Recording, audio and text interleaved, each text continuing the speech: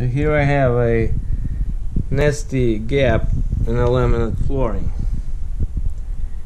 What do you do with that? All you need is a pair of sneakers, a school glue, and a damp paper towel. Yes, school glue. If you have wood glue, you can use wood glue.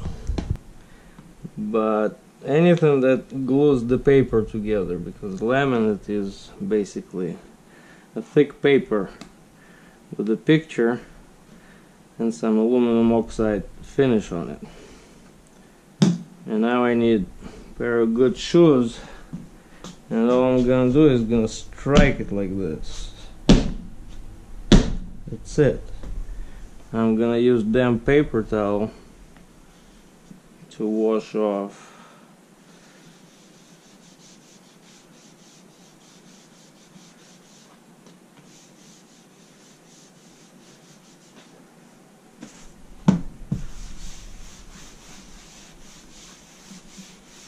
Alright.